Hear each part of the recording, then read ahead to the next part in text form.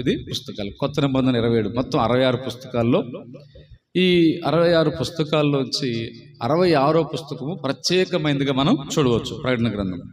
అయితే మనము ఈ యొక్క పాత నిబంధన గ్రంథంగా 5 కాండాలు, ఆ తర్వాత మనం చూసినప్పుడు చరిత్ర పుస్తకాలు 12, 5 కావ్య గ్రంథ కావ్య పుస్తకాలుగా 5, తర్వాత మరలా తిరిగి పెద్ద ప్రవక్తల పుస్తకాలు 5, చిన్న ప్రవక్తల పుస్తకాలు 12, ఈ రీతికి మొత్తము 39 మనకు కనబడతాయి. క్రొత్త నిబంధన మొదటి 4 సువార్తలు, ఆ తర్వాత అపోస్తుల కార్యం సంఘ చరిత్ర 1, ఆ తర్వాత పౌలు గారు రాసిన 14 పత్రికలు, ఆ తర్వాత యోధాని, యాకోబు, యోహాను, పేతురు ఈ రాసిన పత్రికలు 7, ఆ తర్వాత చివరి పుస్తకము ప్రకటన. మొత్తం అప్పుడు మనకి 27 పుస్తకాలు అవుతా ఉన్నాయి. దీన్ని 5 భాగాలకు మనం చేయొచ్చు. క్రొత్త నిబంధన 4 సువార్తలు, సంఘ చరిత్రను తెలిపే ఒక అపోస్తుల కార్యములు, పౌలు గారు ఆత్మీయ క్షేమాభివృద్ధి కొరకైన 14 పత్రికలు, ఆ తర్వాత మరి మిగిలిన వారు రాసిన పత్రికలు 7, ప్రకటన గ్రంథం 1 పుస్తకం. ఇది ఇలాగ మొత్తం 27 పుస్తకాలు. ఇప్పుడు మనకి వాక్యము ఈ వాక్యము దేవుని వాక్యముగా పిలువబడతాం.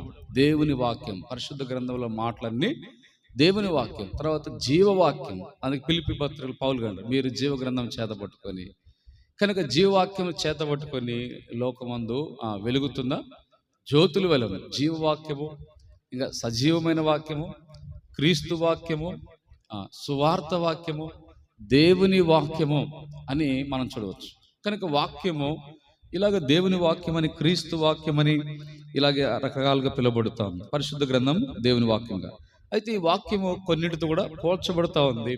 ఆ వాక్యం కొన్నిటితో పోలికలుగా కూడా పడింది. అందుకే మనము వాక్యం నీళ్ళతో పోల్చబడుతూ వచ్చింది. అందుకే వాక్యం అనే ఉదక స్నానము నీళ్ళతో పోల్చబడింది. ఈ వాక్యము రొట్టెతో పోల్చబడింది. తర్వాత చూస్తే జీవాహారంగా మన్నాతో కూడా పోల్చబడతాం. ఈ వాక్యం మనకు జుంటి తేనెతో పోల్చబడింది.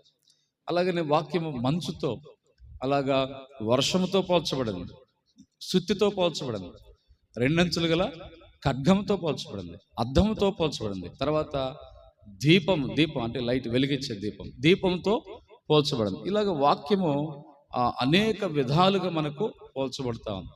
ఇప్పుడు మనం ఆదికాండం చూస్తే మనకేం తెలియపరుస్తుంది అంటే, ఆదికాండము పుస్తకం ఏం చూస్తుందంటే సృష్టికర్త అని చూస్తుంది.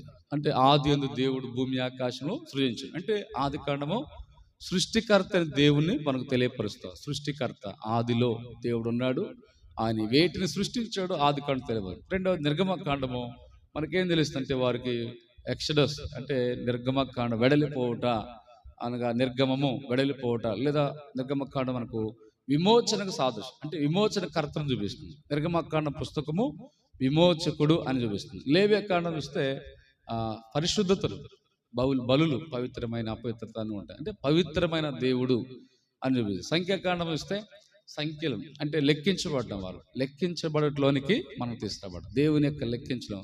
అందుకే వాళ్ళ గోత్రాలు అన్నీ కూడా లెక్కించబడతా వస్తాయి. ఇశ్రాయేల్ ప్రజలు. సంఖ్యాకాండం.